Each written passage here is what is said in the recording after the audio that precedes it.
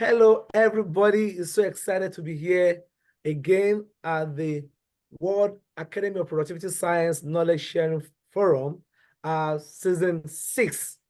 It's been awesome from season 1, 2, 3, 4, 5, 6. And we are here today looking at a wonderful, impactful topic, theme, which is sustainability and productivity for the benefit for the profitability of human race or humanity. And we have powerful people, we have experts, we have people who have done a lot of work in this area, and we have productivity experts in the room today. And I mean, other people who are coming to check what we're doing, and some other people are going to come to learn, some other people are going to add to their knowledge, some other people are going to ask questions and all that. I mean, it's just going to be an awesome experience today. So I don't want to take more time, and because I want us to really discuss this. My name is Remy Dairo. I'm the CEO of Productivate Plus in Houston, Texas. I also hold I'm the president of Institute of Productivity and Business Innovation Management back in Africa. Okay, so I want to call Dr. Sonny to give us a welcome address, and then we'll kick it off as fast as possible. Thank you, Dr. Sonny. Go ahead, take it from me. Thank you, Remy. Thank you very much. Let me add my word of welcome to all of you. Thanks for joining us, and special thanks to all the speakers for honoring us by accepting our request to be the panelists. For the benefit of some of you who are joining for the first time, let me give you a brief of what WAPS is. WAPS, World Academy of Productivity Sciences, the apex body which is engaged in promotion and development of academic activities related to productivity. We are part of the larger body, which is WCPS, World Confederation of Productivity Sciences, which is the apex body for promotion and development of productivity worldwide. We have pleasure that we have with us today Anil Wilmaz from Turkey. Anil, are you still in Turkey or Amsterdam? No, I am still in the Netherlands, Amsterdam. Okay, you're still in Netherlands. Oh, I'm on duty here for a 3-year term, and I'm serving as the education attaché on behalf of the Ministry of National Education of Turkey, and I'll go back to Turkey next year. Great, wonderful. Thank you for joining us. It's a pleasure to have you in the meeting today. So WAPS has a number of activities. We produce a journal, e-journal, every 6 months as of now. We plan to do it quarterly, maybe from next year. We have knowledge sharing forums, which are again done quarterly. And our intention is to have topical themes on which we do that, today being sustainability. And we have done 5 till now. Today is the 6th one. In addition to that, we, as a WAPS body, we induct experts across the globe as our fellows. These are honorary fellows who are inducted by the WAPS board annually. And we plan to have our induction program early next month. And thereafter, we are going to have a physical meeting, maybe towards the end of the year. So, opening observations, let me welcome you all once again, and back to you, Remy. Okay, thank you very much. Let's quickly do something very global. I want us to say, from my side, I'll just say good morning from Houston. I want to know where you are, where you are, connecting from. So, good morning from Houston, Texas, USA. Okay, can I have? Good afternoon from South Africa. Oh, awesome. Good morning. Good evening from Delhi, India. Awesome. Good evening from Turkey. Okay, awesome. From Turkey, thank you. Good morning from Chicago. Oh, Chicago, thank you. Good morning from Victoria, Canada. Oh, Canada, thank you for coming around. All right. Okay, do you see more other people? Good morning from Silicon Valley. Oh, sorry. Sorry. Silicon Valley, thank you. Okay, Mama Susan, Chicago. Good morning. Chicago, thank you. Good morning from you. Okay, good morning, good afternoon, good evening, good day to everybody. Now, because of time, I really want us to go straight to point so that we're not just doing so much introduction. Talking about sustainability and productivity is key to the profitability or the benefit of humankind. United Nations has really dedicated time to talk about sustainability, and that's why we have the SDG goal. How do we sustain productivity? How do we have productivity sustain for the benefit of mankind? And I don't want to take it up from experts that we have in today. And I just want to take one expert after the other so that we can go deeper into these topics. I'm going to give each speaker 15 minutes. After then we have questions and answers, and then sometimes if you have any discussion or addition, we add that in a limited time that we have. We don't try as much as possible to meet up on time, and then we can always have value in the limited time that we have. All right, so this morning or today, I'll be calling the first speaker, Dr. Paya Kumar from India, to take it off from me. What exactly is sustainability and productivity for the benefit of human race from your own side? Let's take it off from you. Go ahead. Okay, thank you so much. Thank you for inviting me. I do appreciate it. Can you see my slides? I'm putting it on full mode now. Yeah. Yes, you can see that. So just a quick background. I was born in Zambia, then we moved to Fiji, then we moved to England, and eventually I came to India to stay here, see myself as a global citizen. And I was once upon a time a journalist, and then I was a publisher. I was vice president at Sage Publications, looking after editorial and production. And now I call myself an accidental professor after I did my PhD at this late stage in life. And I'm a dean as well, dean of research. So I keep doing a lot of research, and I'll be talking about that too. So I feel if you talk about sustainability and productivity, it's a kind of a double-edged sword, which I'll be talking about in the next slides. Some good things, some not so good things. So conflicting priorities is the first thing that comes to my mind. Companies may think of short-term economic gains rather than long-term environmental and social sustainability. Why should we put in money into something which is very long-term? Overconsumption, the more we consume, although it seemed to be a good thing because it leads against to profits, but then it does lead to overexploitation of resources and climate change. Sustainability efforts, again, a lot of companies look upon that as a costly and complex affair, but it is, of course, essential for our future. And you're getting a lot of young activists now, like Greta Thunberg, who are asking, what on earth are you going to leave for our generation? Something to think about.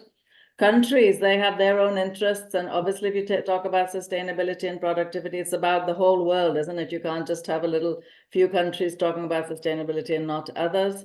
So there again, there's some conflicting priority. And then another conflict is global north and global south. So global north, for example, there are many examples, is the highest emitter of greenhouse gases, where the south, bears the brunt of a lot of climate change. So a double-edged sword is what I was saying. I am the editorial consultant of a journal called Productivity, which is part of the National Productivity Council of India. And the mission of NPC is to contribute to sustainable, inclusive, socio-economical development of the country by enhancing productivity. So when we think of productivity, it should not just simply be consumption, profit, trying to beat the competitor, but it has to be a more largely conceptual thing about, I think these words are very powerful, inclusive, socio-economical development of the country. So we do take a lot of issues. So the issue that we're currently working on, for example, is the special issue on climate change. So, I know there are a lot of organizations and possibly journals which are working this way, and this is one of them, which I'm happy to be associated with. So let's talk about not just productivity in economic terms, but human productivity. Well, I'd like to talk about India, which is the country that I know the best. The girl-child school dropout is getting less, which is a good factor, but women in the workforce is also getting less, which is kind of contradictory. So if girls are getting more educated, then surely they should go into the workforce, but that is declining according to the labor force index. And the other worrying thing is that a lot more women are leaving the workforce at the initial stages of the career, you know, like before they reach the mid-manager level, entry-level positions. And a lot of that is due to possibly our culture, which is highly patriarchal, where a woman, even if she's working full-time, is also expected to be the main caregiver in the home front. So whether it's for your elderly, because in India, we usually get married, we go and live with the in-laws and the husband, we shift our house, and you know, then we have to take care of aging in-laws and young children. And then if you have a toxic boss on top of that, you know, life can't be very hunky-dory. So that maybe that's one of the biggest reasons that a lot of young women are leaving the workforce, which is sad. And research also shows that those women who do stay on for some time and leave, have some amount of leave for maternity benefit. It's increased now. In my time, it was 3 months. Now it's 6.5 months mandatory by law. And it's optional for companies to give paternity leave. But research has shown very strongly that if a woman takes even a small break in her workplace, she can never play catch up, because in the meantime, male colleagues have been given greater opportunities and they've gone ahead, and it's very difficult for her to play catch up. Yeah, so these are some figures and some things that I'm putting out there for us to think about when it comes to human productivity, especially when we talk about gender. Of course, gender and sustainability are two themes which are highly interconnected. This picture, which is speaks 1,000 words, is the first you know, environmental activism in India in the 1970s, where people were going to come and bulldoze down like a whole forest, and these women just hug the trees. Chipko means hugging, stickability, right? So they literally hug the trees. They wouldn't allow them to be axed down, because they knew their whole livelihood depended on trees and nature and birds and whatever. So women all over the world are often disproportionately affected by climate upheavals, natural disasters, and water scarcity. But they're also crucial agents for sustainability, you know, so that also has to be borne in mind. Again, a double-edged sword. So I do a lot of books. I've done 18 so far, working on another 5. So a lot of books I do are on gender, but I've also done this one on social entrepreneurship, which I think is an important, so, you know, as an educator, we often train our students to be leaders or entrepreneurs, but I think we should also think about very strongly about inculcating this thing in them about social entrepreneurship. So get your profit and loss, that's absolutely fine, but also do for society at the same time. And another one that I'm working on, in fact, this is a series, an Emerald series on sustainable development. So we're having 7 volumes in this series. So apart from, you know, we're moving ahead, you know, from a lot of things. So we're looking at very, very topical contemporary issues like artificial intelligence and sustainability, global supply chain. That's a very important one. One of the authors is looking at drawing on spirituality, you know, using sustainability and ESG as a force for good. And we're also looking at one volume, which is looking at the dark side. So things like CSR tokenism, ECG, greenwashing, and as I mentioned before, the North-South friction and gender mainstreaming. So here are the volumes which I'm mentioning right now. This is still going through peer review, but I'm very hopeful that this is going to happen. So we have one, and I'm very happy that a lot of the volume editors that I'm working with do represent the global North and global South, because a lot of literature is from the global North, which is again not, you know, we have to talk about this in a global cohesive way. So one volume is Inclusive Green Finance in South Asia by Professor Jayanth from Sri Lanka.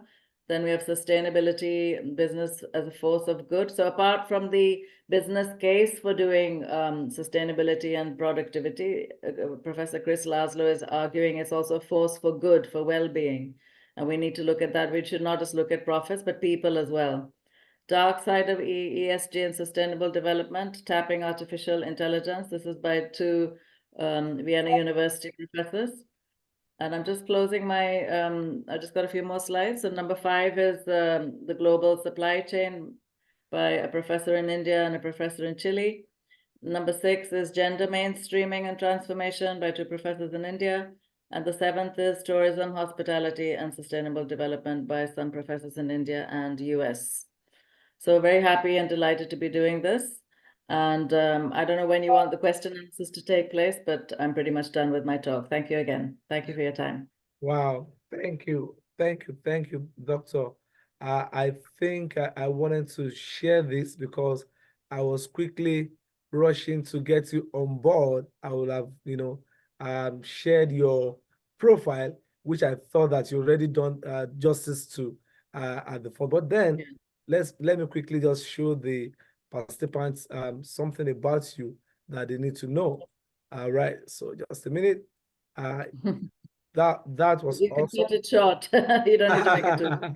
I'm trying to Sorry. just, I think you're out right now. Just a minute. Okay, so it's nice having your presentation, but I just want to share your profile just for a minute. Just a minute. Just a minute, a minute. Okay. Right. Okay. So for those who are asking, who is Dr. Paya, you can see that she has done so much in the academic world. She has done so much in the area of sustainability and productivity. And I think in India and in that zone, you've really done so much work. So if you want to read more about her, please Google her name, go on LinkedIn, connect with her, and know so much about this capacity that we have in the room today. All right, so I'll move to the next. So all the questions will come after the next speaker, and then we'll take it up from there. So I'll move to the next speaker, and I think our Prof is ready right now. Prof, are you ready from South Africa? Prof Bani? Yes, I am, Remy. Okay, good. Yes, I am. All right, good. So Can I share my screen? just a minute. Don't let me do the same mistake. Let me show the audience the capacity that we have here. Just a minute, and then you take it up from me, right? If I start to read your profile, it's going to take the whole day, but we're going to do it this way. So who is Dr. Bani? And I'm going to do this quickly, and I'm going to be out of your face in a minute. All right, Dr. Bani also is, Professor Bani. Okay, is an associate professor at the Department of, let me quickly get this, right, of Operations Management University of South Africa. If you want to know more about him, please Google, connect with him on LinkedIn, and you can read more about his profile. Dr. Bani, I want to say welcome again to the World Academy of Productivity Science. An opportunity for us to learn from you. Please take it up from me and share your screen. Thank you. Go ahead. We can't hear you. You muted, please. Thank you for the lovely introduction there, Remy. And thank you, colleagues, for joining. Let me try and share my screen. So, Professor, you have 15 minutes, and then we'll take it from there. Thank you. Please tell me that being shared. Yes, shared. Good. Okay. Thank you very much. Colleagues, let me move on.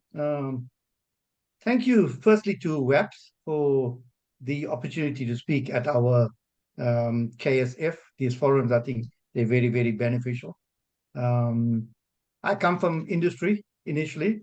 I spent 16 years in the textile industry as part of head of industrial engineering there and involved with many, many productivity interventions. I am very heavily involved with Productivity South Africa, where I sit on two committees. One is called the Experts Committee, and the other is called the Workplace Challenge Committee. I can explain a little more about that. I am currently in my 25th year in academia in the Department of Operational Management at the University of South Africa. So that said, Chair, allow me to effect a small amendment to the theme title. I sincerely believe that in order to be sustainable, an organization must be productive. But I feel, this is my general feeling, so please don't hold me to it. I feel that enhanced productivity is necessary for sustainability. So my address today encompasses productivity and sustainability and the benefits and challenges it poses for humankind. The world post-COVID continues to suffer. We've seen the aftershocks of the disruption from the pandemic. Some have revolutionized the businesses that operate worldwide. But that global shift that we've seen resulting from this health and economic crisis forced most organizations to evolve. They were forced to evolve or perish. We've seen the carcasses, the manufacturing landscape is full of cartridges, carcasses of organizations that have floundered during COVID-19. They are scattered all over the place. Most of them have even closed businesses. However, the pandemic also, interestingly, augmented the fourth industrial revolution adoption process in businesses as well. Businesses anticipate adopting the fourth industrial revolution they can deliver good results, such as decline in labor costs. In South Africa, we see one of the biggest problems we're facing, labor costs, increase in productivity, and most importantly, lead to better resilience. And we needed our organization to be resilient during this time of crisis that we see. Nevertheless, business markets, they're invulnerable to volatility, uncertainty, complexity brought about by that disruptive ability of the fourth industrial revolution. We've seen this at UNISA. We are a primarily distance education institution, but where we really distance education? COVID-19 forced us into going 100% online. We were there, or we could say 90%, but it forced us to go 100%.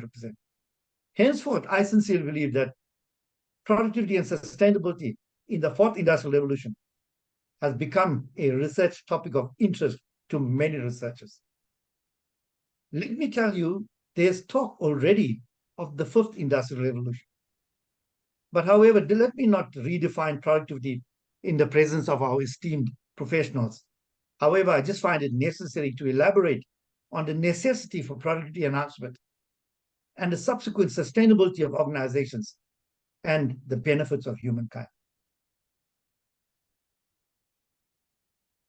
This is, I find, a very apt picture. How do we sustain a population that's heading in this direction? It has been said that Africa will be home to 40% of all humanity. Don't you feel that sustainability is critical when we look at intervention at an issue like this? So in South Africa, almost 40% of organizations fail in the first 5 years, first year, 60% in the second year, and as much as 90% in 10 years. What is the cause of this? In addition, 75% of SMMEs fail in the first 5 years. They do not become established businesses. Can this trend be allowed to continue? I'm not talking about South Africa only, I'm talking about internationally. The answer would be a resounding no. Because we know an economy suffers due to non-sustainability of organizations, due to job losses, especially. So what are the repercussions of job losses for humankind? It has been stated that for every one job loss, an average of 4 individuals go hungry. 100% we have to agree that this trend cannot be allowed to continue. The industrial and business environments are continuously changing, evolving, seeking efficient methods of working. Efficiency should be the forefront of any managerial effectiveness. But this owes to a number of factors. Competitiveness. We've seen how many competitors are coming for your businesses. The fourth industrial revolution has revolutionized the way we work. Globalization and the ever expanding applications of technology on organizational process. Automation seems to be the norm. But there is that myth that with automation comes job losses. I say a myth in inverted commas. I say organizations can grow and increase their profitability by increasing their productivity and subsequently looking at ensuring their own sustainability. Unpacking productivity, I'm not going to go into too much detail. Just to mention that it's the transformation of available materials and workforce resources into essential goods and services. Human capacity development involves both organizations and individuals. as an investment process. It's the only way you're going to realize your full potential. This speaks very eloquently to our topic, which alludes to productivity and sustainability. Working smarter and working fewer hours may have a possible impact on productivity. However, longer hours does not necessarily result in increased productivity. Less fatigue occurs among workers, or if employees work harder during shorter number of hours. We've seen this. We've seen industrial engineers and work study personnel getting involved, looking at the whole idea of improving the methods of working, setting time standards, so that targets could be set, realistic and achievable targets. Organizations always attempt to reduce their consumption of resources, reducing cost per unit, utilization of proper methods, very important. The United States has long enjoyed the world's highest productivity. Over the last century, productivity in the US has increased almost approximately 4% per year. Now we've seen figures like this, even China. However, in South Africa, we seem to be falling behind our world counterparts. Hence, the necessity for organizations like WAPS, the necessity for organizations like Productivity South Africa to look at interventions. We are fortunate that Productivity South Africa is mandated by government and are funded by government to look at interventions to help organizations. Remember the bell curve? If you look at the bell curve, organizations starting up, organizations who are stable, and organizations who are in distress.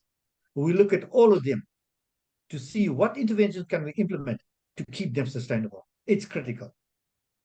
I sincerely believe that increasing employee productivity should be in the forefront of any managerial mind. Towards sustainability, an organization's processes may be sustainable and continue to operate, but are they productive? You got to ask.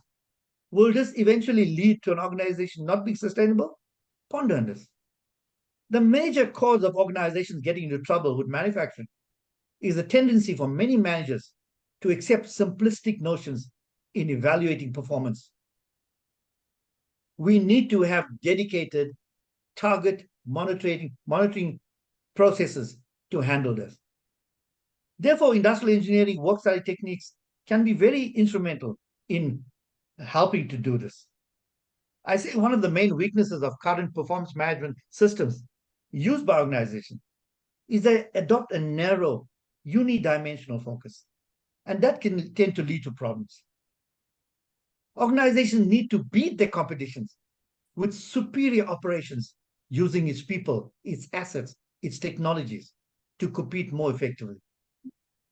Despite these pressures, few organizations appear to have systematic processes in place for their performance management systems. It's critical that we look at this. What can we do to place organizations in an effective strata? Organizations are always under pressure to reduce their costs, increase their service level, supply goods of superior quality, and challenge their competitors. We need to produce superior quality outputs to ensure customer satisfaction. Let me not delve too much on this. Let me say that setting time standards are critical to ensuring that effectiveness and efficiencies are attained. Leadership and motivation with regard to productivity. I thought it important to add something here. Productivity and sustainability of an organization is closely related to effective management, effective motivation. In South Africa, I can advise you that our labor needs continuous supervision. They need continuous motivation. We need that in order to ensure that we are meeting our hourly, daily targets. Motivation can come from various sources. It can be rewards, incentive systems. It poses challenges and opportunities to grow and develop. When motivation can be created by encouraging employees with money who feel supported. Incentive systems are there, but how it is implemented is very, very important for management to look at it. If a person is not motivated to work, they do not become innovative. They do not do new things to achieve the goals of organization. I believe motivation is critical there. Efficiency, I'm not going to go into too much detail, but one cannot speak about productivity and sustainability without looking at efficiency and its impact on effectiveness of organization. You need to be effective. You need to set proper work methods, proper standard work measurement times to ensure that your general targets are met. Sustainable organizations must pay attention to the effects of the environment and the surrounding communities. In addition, I say that organizations must consider financial sustainability. That is sufficient income for long-term continuity. Long-term continuity seems to be the critical thing. I'm not going to look at definitions, give you an example there. Let me conclude by saying that organizations in South Africa are affected annually by labor unrest. Strike season seems to be a constant on our manufacturing calendar. I am of the opinion that while labor unions are calling for increased remuneration, I sincerely believe that with increased remuneration must come a simultaneous increase in productivity. This speaks to a win-win for the employer and employee. Revisiting our topic, I can state that productivity enhancement is crucial in economic growth. As a spin-off is that it can assist in raising the living standards of our people. It is common knowledge that enhancing productivity subsequently results in higher output, reduced costs, improved employee morale, better customer service, and overall increased productivity. Productivity is a key to organization profitability and long-term success. And an organization improving its productivity results in it generating greater output from its resources and subsequently enhancing its sustainability. Let me conclude there and say thank you very much for the opportunity, Remy.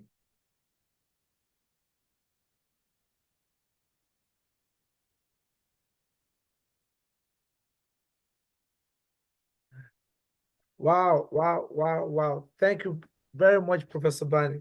That was awesome.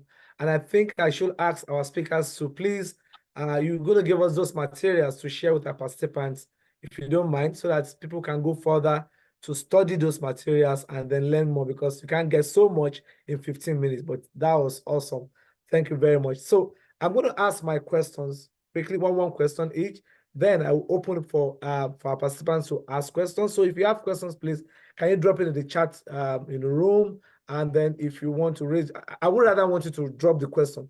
If I wanted to ask questions, it might take time to deliver that. So if you have any question, can you quickly drop that in the chat room? Then Anita will help me, or Leon will help me to get across to me so I can ask the question. All right, let's start from Dr. Paya.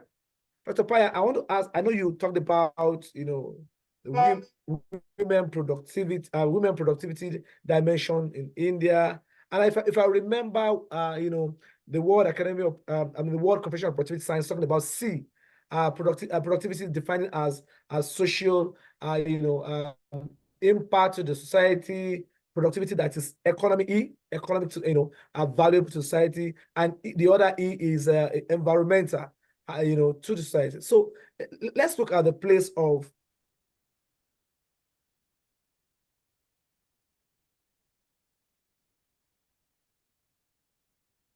I think there's some technical hitch.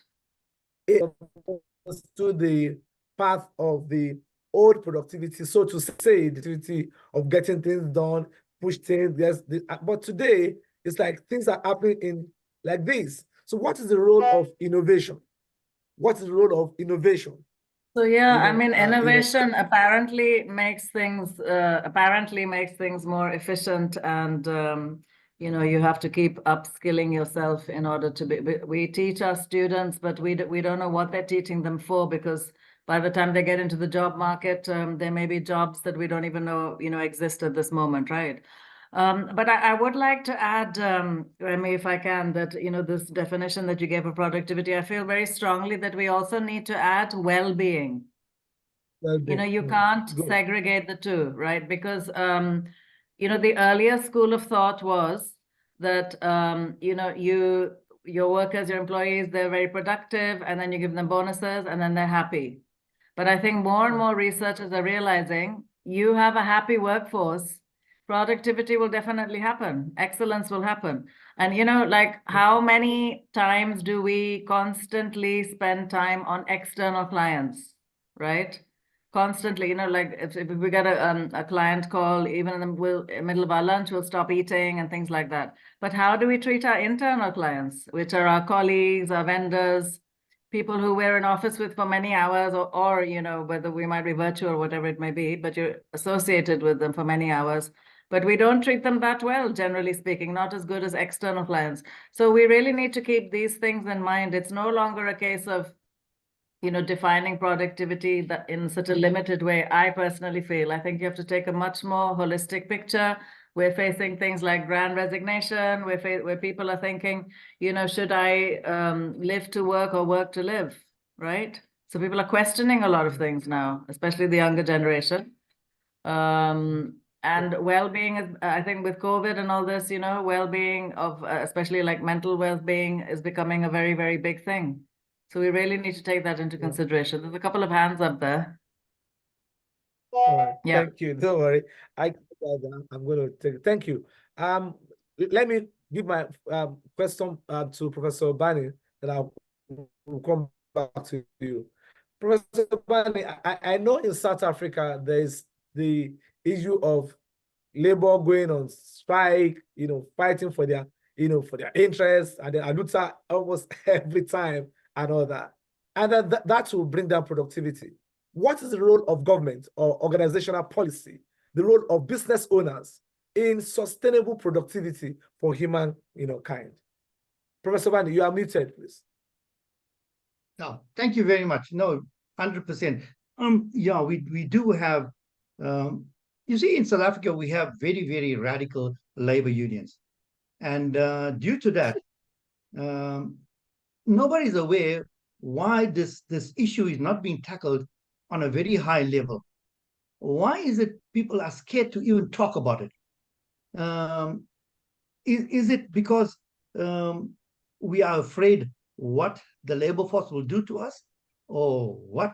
We are just concerned about it because we have government intervention. We have government interventions through various, our Department of Employment and Labor. I actually sit with the Minister of Employment and Labor, and he is looking at various interventions to assist organizations. One intervention is going through productivity essay to ensure that there are sufficient facilitators to go into organizations that are struggling, that are in distress, put in interventions like simple Kaizen processes, a Kaizen intervention to uplift the status of it. A simple Kaizen intervention can result in preventing job losses. It can result in an organization moving back from distress onto stable. So yes, there are interventions, but I sincerely believe it's not enough what's being done. So us as productivity professionals, we need to take this message. When I sit with the minister, when I sit in meetings, I bring it up. What can we do? It's nice to talk about it, but we want to see practical interventions through our government to assist organizations in South Africa. I hope that answers it. All right, thank you. Thank you. So let me take the question in the chat room, and I think I'll take one for Dr. Paya before I come back to Prof. And someone is asking here, the ESG you mentioned, Mer, lost the steam, and was asking, how does the development impact on some of the work you mentioned in your presentation? Did you get what the person is saying? Do you want to answer that? Okay. The ESG. Just 1 minute, so I can. Okay, so I'm not quite sure. I mean, what do you mean by has lost steam? I'm not quite sure about that. Yeah. Oh, go ahead. Go on. Please explain, Leo. Yeah, so if I can explain, and recently, especially in 2023, there's a lot of resistance to ESG investments. Right. Even publications like Economist, Financial Times, they have all run articles to say why ESG investments haven't been a great success. So your proponents like Larry Fink, right, CEO of BlackRock, they have dialed back on ESG investments. So my question is, you mentioned some of the work you mentioned in your presentation were ESG. So how does this trend, globally, investments are dialing back? How does that impact some of the work that you? Yeah, I mean, it's shocking, isn't it? Because like I said, if we keep just thinking of profits and, raping the Mother Earth of resources and not giving back and not doing, the young activism that has started all over the world is highly justified, isn't it? They're asking us point blank, what are you going to leave for us? And even the SDGs, we're not doing that well. We're not going to get there by 2030 by the time, that kind of deadline, it's a kind of a man-made deadline is there. We all know we're not going to reach there, although we're chugging along. So we have to do a lot more, not less. We have to do a lot more. Whatever we're doing now is just absolutely not enough. Thank you. I mean, that's my personal opinion. I don't know whether you agree or disagree. All right, so Great, thank you. Hold on that. Okay, Dr. Sunny, you asked your question. Let me ask Prof a question that's already here, so that Dr. Sunny will take it from me. And somebody's asking, what's the place of profit? Organizations want to make profit. They want to really profit. And then how can we now, just suppose that, from, superior products, sustainable for mankind and profiting? Can you find the balance, Prof? In 1 minute, I can allow Dr. Sonny to take it from me. Go ahead. Prof, you are muted.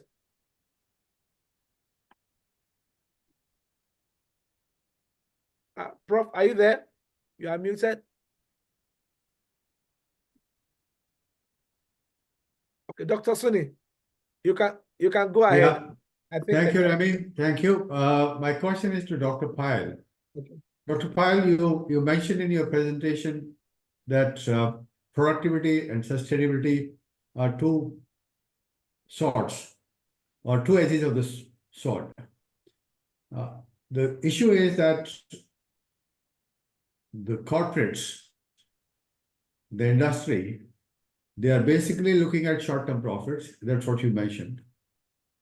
And sustainability is in terms of long-term benefits. And my question to you is, what is it that WAPS or World Confederation of Productivity Sciences do to educate or motivate the corporates to focus on and not short-term profits? What can we do? Well, I mean, first of all, leadership around the world, whether you're a corporate head or a government head, have to walk the talk, isn't it? Authenticity in terms of leadership is so important. Now, if you have a conference going on in Davos and 90% of the people are arriving in their private jets, I mean, seriously, it's, a lot of hypocrisy is going around in the world, isn't it? And I would ask further questions, rather than answering your question, I'd ask further questions. What are we doing as individuals? Are we doing anything in our own homes to change our lifestyle? What are we doing in our organizations? What are we doing in our schools? From water harvesting to whatever. I mean, we need to do things at a absolutely seventh gear speed in order to, at the moment, I just feel it's a lot of talk and nobody's really walking the talk. Very, very few countries are actually doing something about this. Very few governments are doing something about this. And corporates, as we've said, are short-term goals, but it has to be profits, people, planet. And honestly, if we don't wake up now, then God help us. Dr. Kumar, I fully appreciate your point of view that organizations and individuals are not doing their bit. But the question is, can WAPS take up the role of advocacy in where at least we can sensitize people? Why not? Why not? Why not? I mean, somebody's got to take the bull by the horns, isn't it? Somebody has, some organization, somebody has to take the bull by the horns. And sensitizing leaders, as I said, I'm going back to that The old thought of productivity leads to bonuses and happiness, that is dated. So they also need to understand about well-being, human productivity, labor. Leaders need to be sensitized to that as well. You'll get fantastic productivity, fantastic client servicing if your internal clients are happy. It's quite a logical way of thinking, isn't it? So I do feel a lot of leadership have to, all over the world have to change their way of thinking. And something like WAPS, if they take the lead in that, then that'll be fantastic. Wow. Thank Thank you you so so much. much. Thank you. Thanks so much, Dr. Paya. That's awesome. And because of time, we need to keep a wrap on this. I think any other question you send, we will send it to the speakers so that they can, if they answer, then we can always send you mail back so that can't take all the questions today. I must apologize on behalf of one of our speakers who's supposed to be here today, with Mr. Esteban. I think for a personal reason and, things that came up, at the emergent time, it couldn't make it, today, but he sent his greetings to everybody. I'm sure next time when we invite him, he's going to be here live. All right, thank you very much. Can we have our final wrap from one of the members of the team? We have Anita Tang here, and then we have Leon. Leon Blair is also here.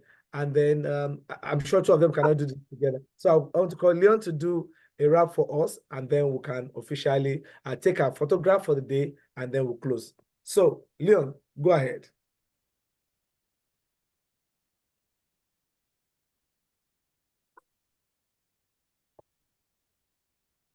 Leon, do you want to take it right now, or you want us to take a picture before? Hey, sorry. So I was actually expecting to wrap up at 8:25, or are we wrapping up now?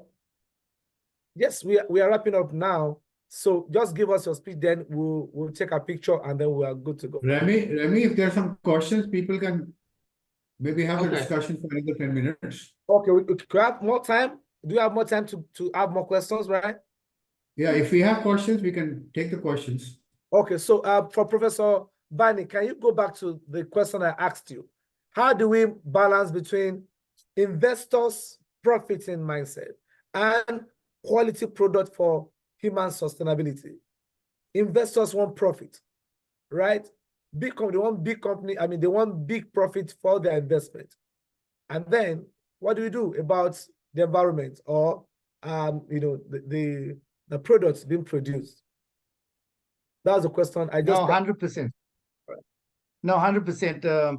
Yes, we do find these conglomerates that want to get as much profit out as possible. We seem to be encountering that on a daily basis. However, they don't seem to take into consideration the effects of the production processes or service that they offer, that it has on environment, on its people, on the processes, on the government. So like in South Africa, we are crying out for foreign direct investment. We are crying out. Our unemployment rate has gone up to 32.7%, which is colossal, one of the highest. Yet we are crying out for organizations to come in. So these huge conglomerates come in, but then they come in with a laissez-faire approach where they feel they can do anything. So we need this team that speaks to them, tell them, you coming in, you are going to make a colossal profit. But what are the interventions you are implementing to ensure that environment is not affected? There's productivity improvements, enhancement. There's community engagement. The corporates, the index that helps communities. We want to see them do that. And with Productivity SA, we have this intervention where we ask them. We have annual awards for organizations. The first thing we look at, corporate social responsibility. What are you putting back in the community? You cannot take. You have to put something back. So we ask for a percentage. So yes, there are a lot of interventions to help organizations to see what interventions they put in place to ensure productivity enhanced, the environment is not affected. I hope that answers, Amy. Thank you. Awesome. Thank you. All right. I think Anita, you want to say something? You want to ask a question, or you are adding something, please? Anita Tan, go ahead, please. Yes, I do have a question. And in fact, my question is for Anu, who is a member of the board, who is here and he's in education. How do we use education to help in sustainability in a sense? So could I answer that, being an educator? So, I think a lot of universities and schools all over the world are actually practicing sustainable, things in the campus. So there could be like water harvesting or things like that, which is a great thing. So if you treat the school as a microcosm, that does sensitize students who are going to be your future leaders, and hopefully when they go into the big wide world, they'll be doing social entrepreneurship as something which needs to be done. I think we have to get past the idea of aggressive profit only. I mean, how do we train leaders on that? God knows. I mean, but there's so many examples. For example, in India, when Coca-Cola first came and set up some plants, they took so much underground water that the villages nearby, they ran out of drinking water. I mean, like, seriously? It just can't carry on. And it's the underprivileged who have it the worst, the voiceless, isn't it? So if we are not their voices, then who will be? Turashanti sir. So yeah, I mean, we can discuss a lot of things with our students, sensitize them, and it doesn't have to be a standalone course just on, say, social entrepreneurship or CSR. I feel it should be integrated into curriculum of whatever you're teaching. It should be part of learning objectives. Yeah. But you never know who's going to end up with CSR. It's not like any designated person in an office. It could be HR that deals with it. You could be in the marketing department, and you're told you have to deal with CSR, right? So I think we do need to sensitize our students. They're going to be our future leaders. And also research. As I do a lot of research, I know a lot of faculty do it, and encourage our students also to do research about this. Think of things in an innovative way, get it published, get it out there. And also, university to university linkages, and furthermore, university and public policy linkages. I think that's also very important. Thank you very much. I also want to ask you, Dr. Paya, to if you could give us your presentation too, so we can share with our participants, and then they will. I'll do that. I'll do that straight away. Okay. Thank you I'll send very it in a mail. Yeah. Okay. All right. Thank you. So I want us to take a photograph right now, but before we do that, Leon, are you ready to do a wrap, and then we'll take our photograph so we can leave for the day? Leon, over to you. Yeah, sure. Thank you. So sorry, there was a confusion on the timing earlier. Fine. Hello everyone. I'm Leon Bien. I'm a first-year fellow at WAPS, and I recently joined the organizing team for the Knowledge Sharing Forum, KSF.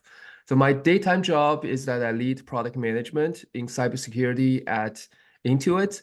I wish to extend my deepest gratitude to our distinguished speakers who have generously shared their profound insights on sustainability and productivity. And also, I want to thank all of the folks present today for making this event a remarkable gathering.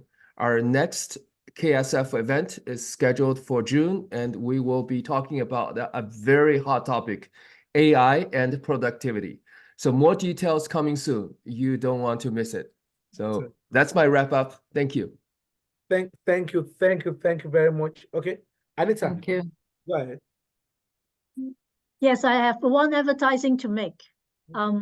We are going to have a membership drive very soon, and watch out for that, and we're going to send out more information. The reason for a membership drive is to try to bring more awareness of productivity to people who are already doing it. They may already be the experts, or somebody else would want to learn about it. So in order for us to be able to push more vigorously this idea to people, we try to do a help membership drive. More information will be available on our website. Thank you. Thank you, Anita. Anita, all right. Can we on our cameras, please? If you are not in a very compromised state, can you on your camera so that we can have a photograph for this special Knowledge Sharing Forum. 6, Evans, VJ, Laura, Kristen, okay. Mr. Shepard, okay. Let's have all of you on camera if you are good, but if you're not, we're going to take this and they want us to smile to the camera. Is everybody ready? 1, okay, so let me be ready too. Okay, let me put this. Okay, so when I say 1, 2, 3, you're going to smile. All right, 1, 2, smile. Good. So let me check it. I took that. Let me check it and see. No, we need to do it again.